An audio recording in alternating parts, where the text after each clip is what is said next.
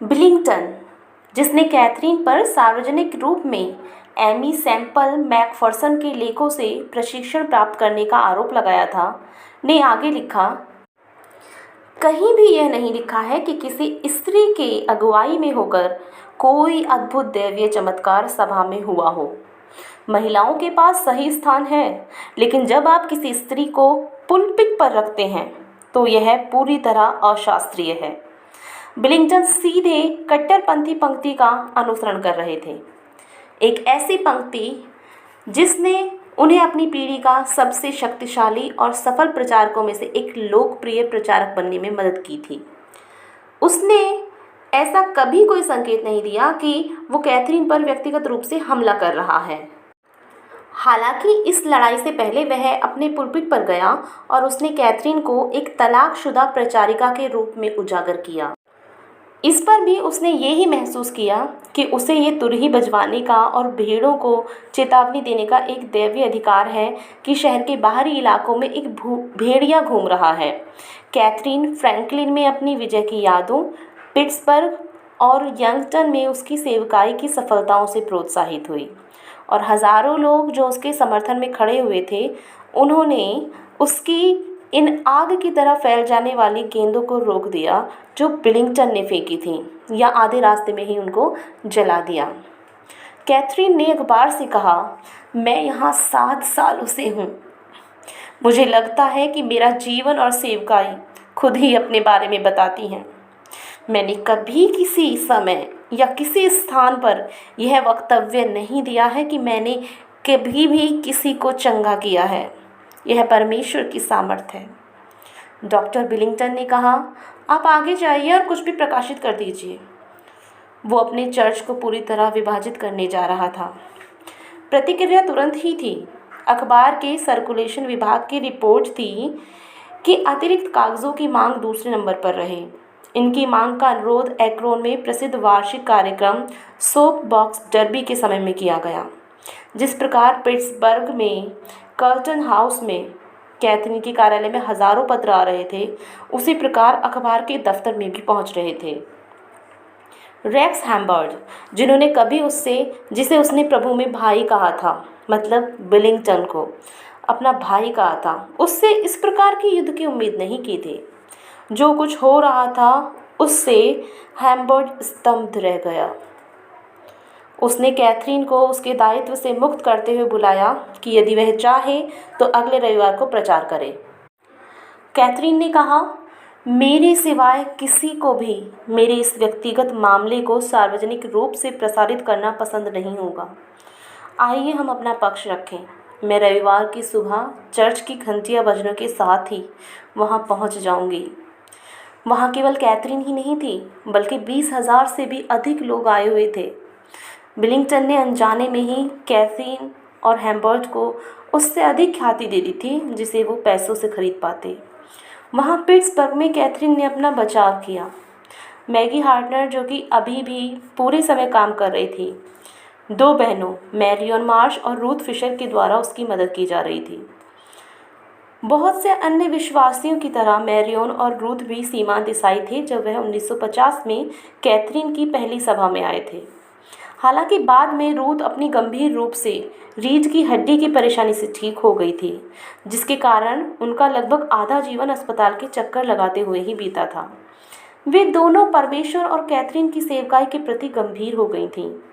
Ruth चमत्कारिक सेवाओं के दौरान लोगों के बीच में मैगी की सेवकाई में मदद करने लगी, और मैरियन कार्यालय में एक टाइपिस्ट के रूप में कार्य करने लगी।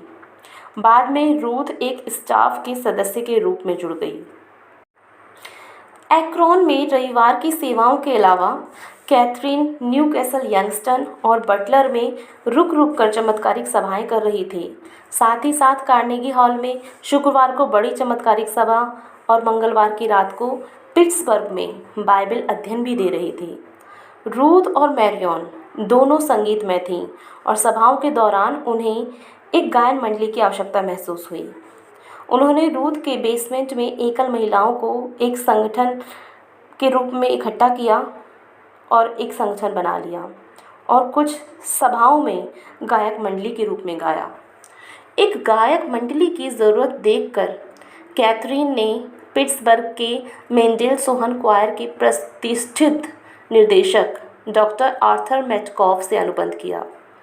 उसने उसे गायन मंडली के साथ गाने के लिए मना लिया। यह कैथरीन के सबसे अच्छे कामों में से एक था।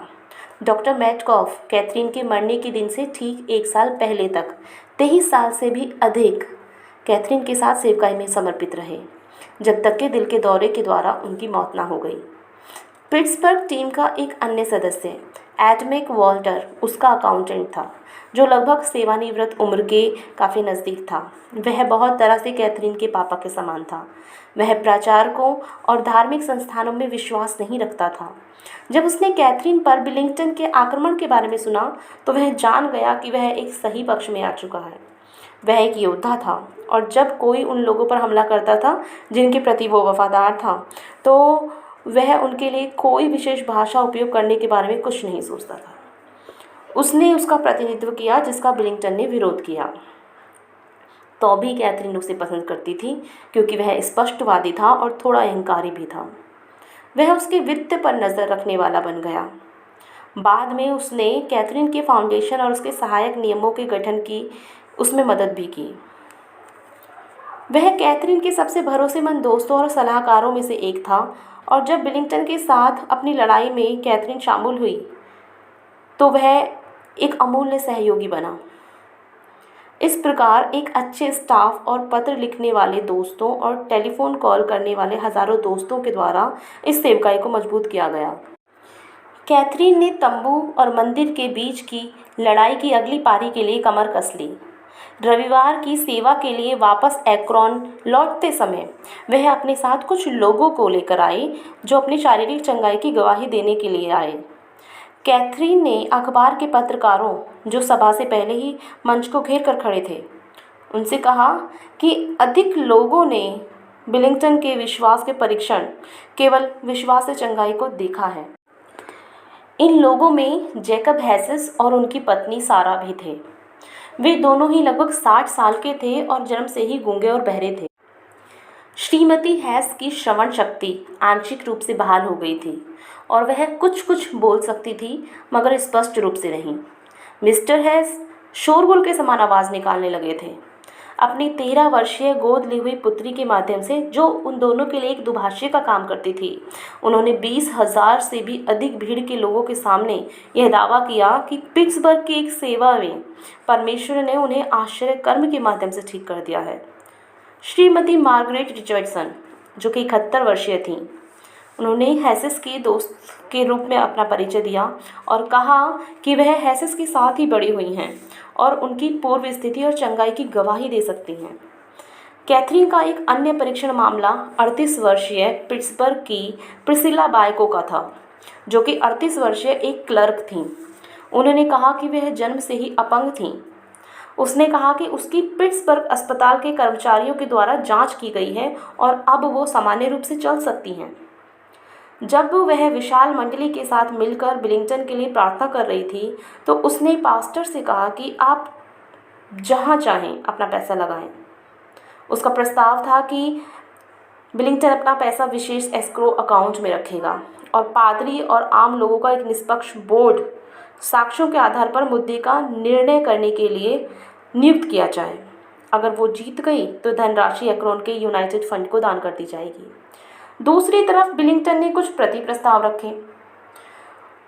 कुछ उसके द्वारा दिए गए शुरुआती मजबूत बयानों से वह यह कहकर पीछे हट गया कि वह एक्रोन के लोगों को यह बताना चाहता था कि वह परमेश्वर के दैवीय चंगाई में विश्वास करता है। यह तो एक अद्वैत चंगाई करता था जिसके साथ वह नहीं चल सका। इसलिए उसने जोर देकर कहा कि कैथरीन एक हल्फनामे में शपथ ले कि उसकी विशेष प्रार्थनाओं के कारण चंगाई हुई है। इसी बात ने कैथरीन को मजबूत कर दिया क्योंकि उसने कभी यह दावा नहीं किया था कि उसकी प्रार्थनाओं से कोई चंगा हुआ हो। फिर जैसे ही प्रतिस्पर्धा अपने चरम पर पहुंचने ही वाली थी, एक्रोन अखबार के प्रथम पेज पर एक कहानी छपी जिसमें पत्रकारों ने एक समूह ने कैथरीन के बीते हुए कल को खोद निकाला था और खोज लिया था कि उसने वर्षों पहले एक तलाकशुदा आदमी से शादी की थी कैथरीन विस्फोटित हो गई। यह उचित खेल नहीं था। लगभग 7 सालों तक वह इस पुरानी निंदा से आज़ाद थी। अब यह निंदा यहाँ फिर आ गई थी। फिर से इस पहल ने अपना बदसूरत सिर उठाया जब कैथरीन को लगने लगा था कि उसने जीत हासिल कर ली है। जब एक्रोन बीकन जनरल की रॉबर्ट होयट ने उनका साक्षात्कार किया तो उसने इनकार कर दिया कि उसने कभी शादी की थी। उसने कहा, हमने कभी शादी नहीं की। मैंने अपनी शादी की प्रतिज्ञा कभी नहीं ली। उसने अपनी चमकती आंखों के साथ कहा, आप जानते हैं कि क्या हुआ था? मैं आपको बताती हूँ कि क्या हुआ था। मैं पूरी तरह बेहोश हो गई थी अपने विवाह की प्रतिज्ञा लेने से ठीक पहले। अपनी उंगली को उस युवा रिपोर्टर के चेहरे पर करते हुए वो चिल्लाई, यही सच है, इसलिए प्रभु मेरी मदद करें। होयट ने जोर देकर कहा, हमारे पास आपके विवाह आवेदन की एक फोटोस्टेटिक प्रति है। कैथरीन ने कहा, यदि मैंने विवाह के किसी ऐसे आवेदन पर हस्ताक्षर किए हों तो वह हस्ताक्षर मेरे सामने लाए जाएं। मुझे ऐसी किसी भी चीज़ पर अपने हस्ताक्षर याद ही नहीं हैं। इसके अलावा मुझे नहीं लगता कि मेरी शादीशुदा होने या ना होने से कोई फ़र्क पड़ना चाहिए। बस मैं इतना ही कहना चाह रही हूँ। यह काफ़ी दुखद बात थी कि कैथरीन और बिलिंगटन अपनी लड़ाई जनता के सामने लड़ रहे थे, एक अविश्वासी दुनिया के अत्यंत उल्लास और खुशी के लिए। लेकिन असीम रूप से अधिक दुखद सच तो ये था कि इस लड़ाई की कोई नैतिक सीमा नहीं थी। अब बात मुद्दों से हटकर कैथरीन के व्यक्तित्व पर आ गई थी। अतीत की वह पुरानी छाया जिसे वह बहुत बेसब्री से पीछे छोड़ना चाहती थी, बार बार उसके सामने आ रही थी और उसे सता रही थी।